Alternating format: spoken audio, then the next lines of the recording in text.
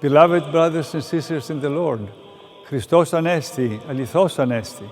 Christ is risen, truly He is risen.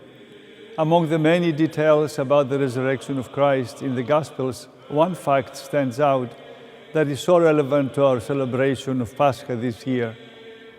In these accounts, those closest to Christ were hiding behind locked doors. As one Gospel states, out of fear. Christ, risen from the dead, breaks through those barriers and greets His disciples. Yes, the risen Christ revealed Himself to the disciples who were hiding behind closed doors. They were hiding because they were afraid. Their Master had suffered a terrible death on a cross. They were in hiding because they believed that they would be arrested and have the same fate. They were also dismayed.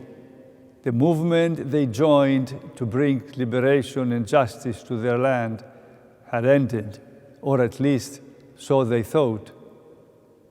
In another Gospel account of the resurrection, two disciples said to a traveler, "We had hoped that he was the one to redeem Israel." But Christ reveals Himself to the disciples. He is alive. He has risen from the dead. Brothers and sisters, from our experience this past week, we can begin to understand what the disciples experienced. We have endured a Holy Week like no other in our memories. We have sheltered behind closed doors, not out of fear of arrest, but as an act of love for the health of our neighbors and ourselves. In these days, we have longed to be in our parishes, but instead have found solace in the live-streamed services, reading the Scriptures, in prayer, and practicing our faith at home. We have wondered, or perhaps even worried, about the effects that this Lent, like no other, will have on our church. Yet the risen Christ came to us just as He did to the disciples through those locked doors. The peace He gave to them, He also gives to us.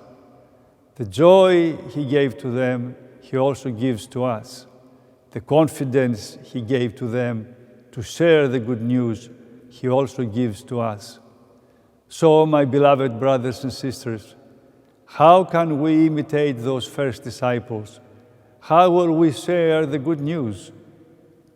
While Christ rested in the tomb, the disciples thought their movement had ended. With the resurrection, in reality, it had just only begun. The risen Christ is our message to the world. The power of death has been vanquished. For God sent the Son into the world not to condemn the world, but that the world might be saved through Him. This is the good news par excellence that the Church proclaims. The candles we have lit are a sign that Christ's resurrection shines brightly throughout the world. The red eggs we will crack open signify life emerging from the tomb. These customs will be used today to proclaim the resurrection. Our challenge is to share the resurrection not just tonight. His All Holiness Ecumenical Patriarch Bartholomew recently said, "The entire life of the Church is Pascha. Resurrection is the entire faith, ethos, and culture of Orthodoxy."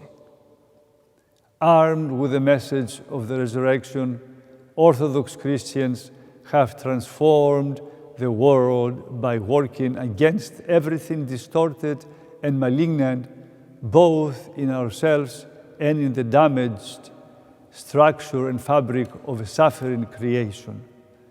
We have once again received the good news of the resurrection. We have once again been challenged to continue what Christ and His disciples began. May the risen Christ be with you all. Christ is risen. Christos Anesti.